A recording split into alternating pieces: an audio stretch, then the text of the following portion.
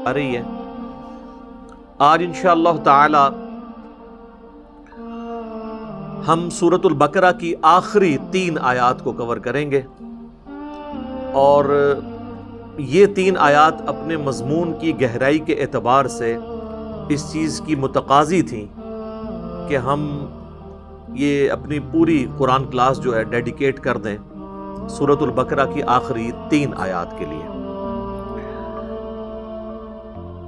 میرے بھائیو، صحیح مسلم میں ایک حدیث ہے کہ اللہ کے محبوب صلی اللہ علیہ وآلہ وسلم کی خدمت میں ایک دفعہ سیدنا جبرائیل علیہ السلام بیٹھے ہوئے تھے، تو اچانک انہوں نے اوپر ایک زوردار آواز سنی، تو اپنا سر آسمان کی طرف اٹھایا اور عرض کیا کہ یا رسول اللہ صلی اللہ علیہ وآلہ وسلم، آج آسمان کا ایک ایسا دروازہ کھولا گیا ہے جو آج سے پہلے کبھی نہیں کھلا، اور اس میں سے ایک فرشتہ نازل ہوا ہے جو آج سے پہلے کبھی بھی دنیا میں نازل نہیں ہوا۔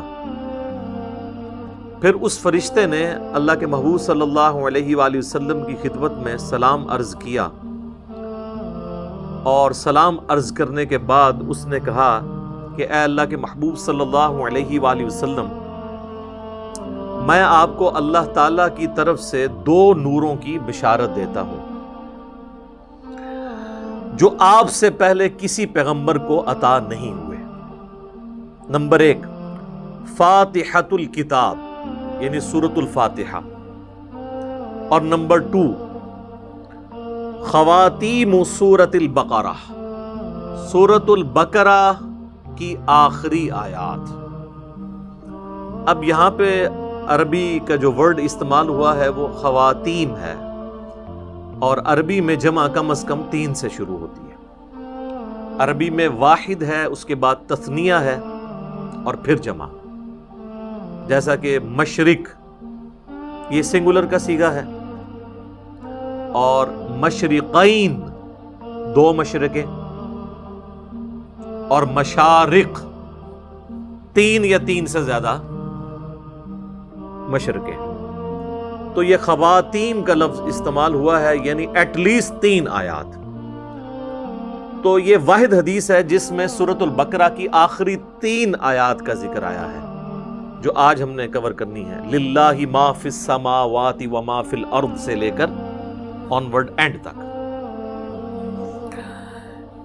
ایک اور حدیث ہے، صحیح بخاری اور صحیح مسلم دونوں میں حدیث موجود ہے، اور یہ اسپیسیفکلی ہمارے صبح و شام کے اذکار میں بھی شامل ہے، جو بلو کارڈ کے اوپر ہم نے ریفرنس دیا ہوا ہے کہ اللہ کے محبوب صلی اللہ علیہ وآلہ وسلم نے فرمایا کہ جو شخص بھی رات کے وقت سورۃ البقرہ کی آخری 2 آیات پڑھ لے گا تو اسے ہر چیز سے کفایت کر جائیں گی۔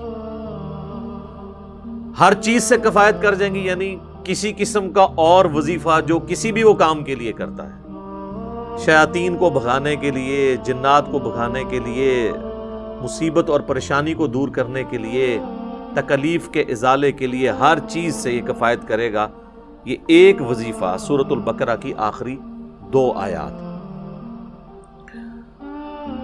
اور جو میں نے اس سے پہلے حدیث بیان کی تھی صحیح مسلم کی، جس میں ایک فرشتے نے آ کے آپ صلی اللہ علیہ وآلہ وسلم کو 2 نوروں کی بشارت دی، سورۃ الفاتحہ اور سورۃ البقرہ کی آخری 3 آیات۔ اس میں آگے الفاظ یہ بھی ہیں کہ جو شخص بھی سورۃ الفاتحہ یا سورۃ البقرہ کی آخری 3 آیات پڑھے گا تو اللہ تعالیٰ سے جو کچھ مانگ رہا ہے وہ اس کو اللہ تعالیٰ عطا فرما دے گا۔ تو وہ تو بڑی بہترین دعائیں ہیں، چاہے سورۃ الفاتحہ ہو یا سورۃ البقرہ کی آخری 3 آیات، وہ دعائیں بھی ہیں، تجدید ایمان بھی ہے، ہر حوالے سے اہم ترین آیات ہیں۔ ایک اور حدیث ہے جامعہ ترمذی میں اور المستدرک للحاکم میں صحیح سند کے ساتھ کہ نبی صلی اللہ علیہ وآلہ وسلم نے فرمایا، اللہ تعالیٰ نے مخلوقات کی پیدائش سے بھی 2000 سال پہلے اپنے پاس ایک کتاب لکھی تھی۔ لوح محفوظ آپ کو پتہ ہے سب سے پہلے پیدا ہوا ہے، جامع ترمذی میں حدیث ہے کہ اللہ تعالیٰ نے سب سے پہلے قلم کو پیدا کیا اور پھر فرمایا لکھ جو کچھ ہو چکا اور جو کچھ ہونے والا ہے. یعنی اس کے بعد لوح محفوظ پیدا ہوا اور جو کچھ ہو چکا یعنی قلم کی اپنی پیدائش اور قیامت تک ہونے والی جو تقدیر سے ریلیٹڈ چیزیں تھیں ایک ایک ٹائنیس ڈیٹیل اللہ تعالیٰ نے لوح محفوظ میں وہ قلم سے لکھوا دی. تو وہ جو اللہ تعالیٰ کے پاس ہارڈ ڈسک ہے بڑی جس میں ہر چیز اللہ تعالیٰ نے ریکارڈ کی ہے مخلوقات کی پیدائش سے 2000 سال پہلے، اس میں اللہ تبارک و تعالیٰ نے جو آیات درج فرمائی تھی ان میں سے آخری 2 آیات سورۃ البقرہ کی نازل فرما کر سورۃ البقرہ کو مکمل کیا. یہ کوئی عام آیات نہیں ہے. ایک اور حدیث ہے سنن نسائی الکبریٰ کے اندر فضائل قرآن والا جو چیپٹر ہے. امام نسائی کی 2 کتابیں ہیں، بیسیکلی تو ان کی کتاب ایک ہی ہے سنن نسائی الکبریٰ، جس کی تلخیص کر کے سنن نسائی الصغریٰ لکھی گئی جو ہم سنن نسائی جسے کہتے ہیں. ان کے شاگرد تھے امام ابن السنی، انہوں نے اس کو کم کیا تھا. وہ جو اوریجنل کتاب ہے اس میں آلموسٹ 12,000 احادیث ہیں. اس میں کئی ایک چیپٹرز الگ سے بھی اردو زبان میں پرنٹ ہو چکے ہیں. وفات النبی ایک چیپٹر ہے، خصائص علی اسی کا چیپٹر ہے، فضائل قرآن اس کا چیپٹر ہے، عمل الیوم واللیلہ صبح شام کے اذکار اس کا چیپٹر ہے سنن نسائی الکبریٰ.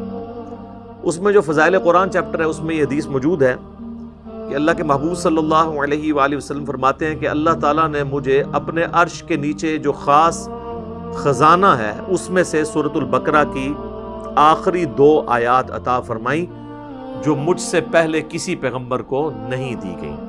اور یہ جو آخری الفاظ ہیں نا کہ مجھ سے پہلے کسی پیغمبر کو نہیں دی گئی، یہ صحیح مسلم میں بھی الفاظ موجود ہیں جو میں نے پہلی حدیث بیان کی. ان آیات کی فضیلت کے لیے یہ چیز بھی بڑی اہم ہے کہ یہ آیات اس دنیا میں نازل نہیں ہوئی اللہ کے محبوب صلی اللہ علیہ وآلہ وسلم پر، بلکہ شب معراج نازل ہوئی ہے آسمانوں پر.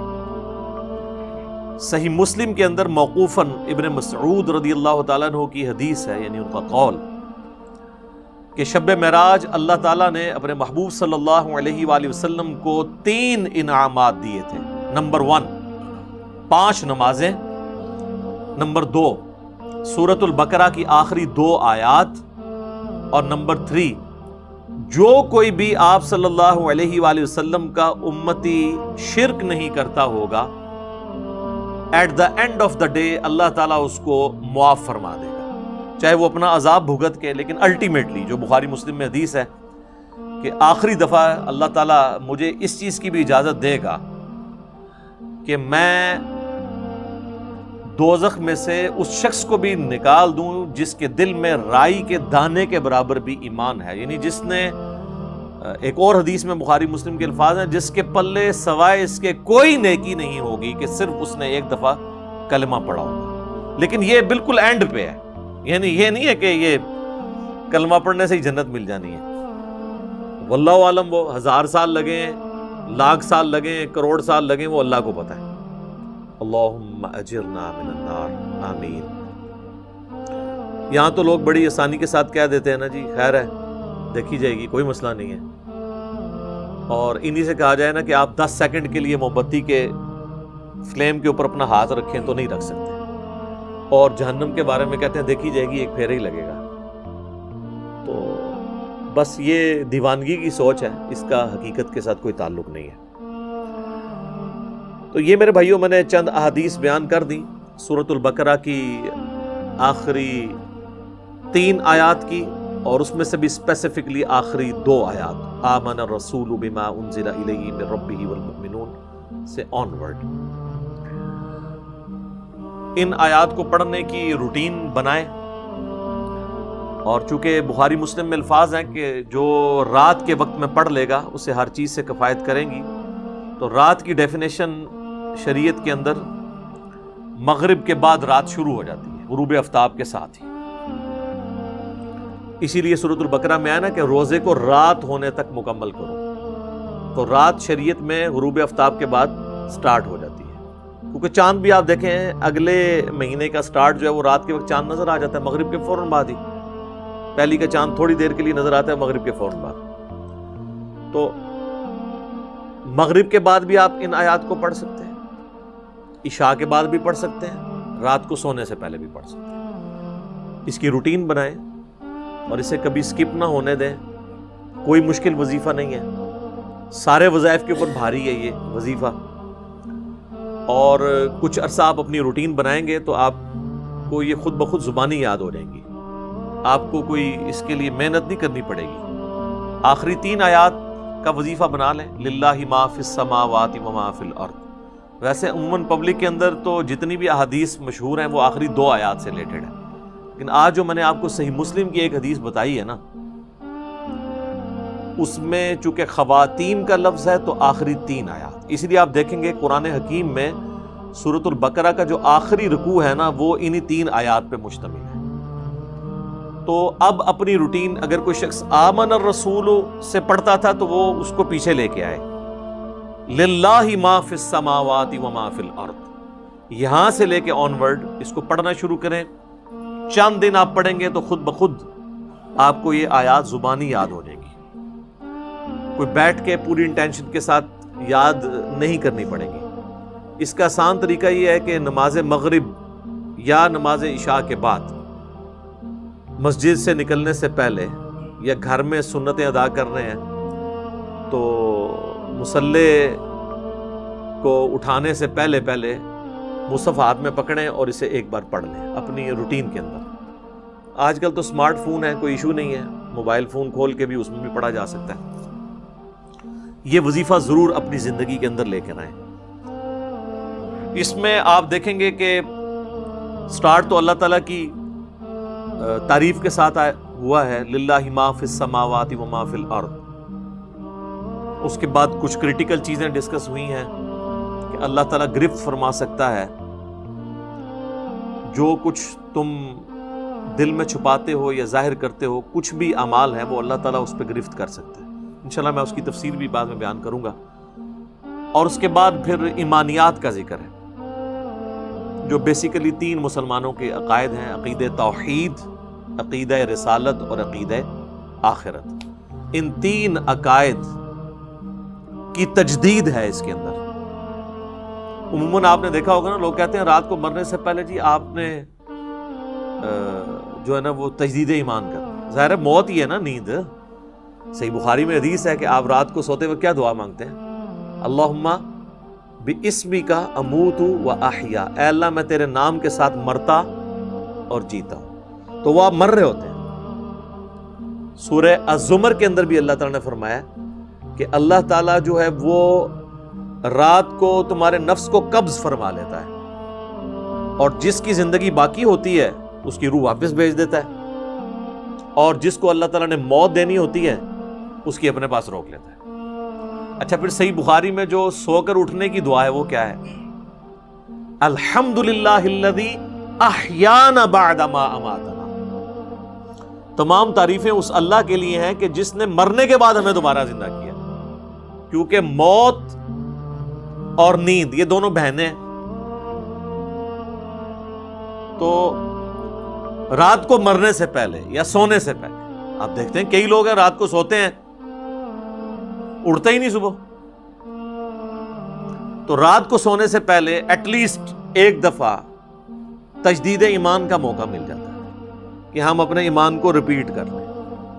اگر دن میں کوئی غلطی سے زبان سے کلمات نکل گئے تو اللہ تعالیٰ کے حضور اپنا ایمان دوبارہ سے رینیو کروا لیں، اور وہی یہ دعائیں ہیں، آمن الرسول بما انزل الیہ من ربہ والمؤمنون کل آمن باللہ وملائکتہ وکتبہ ورسلہ۔ یہ ساری ایمانیات ہیں۔ اس کے بعد دعائیں ہیں اللہ تعالیٰ سے، اور پھر سورۃ البقرہ کا اینڈ۔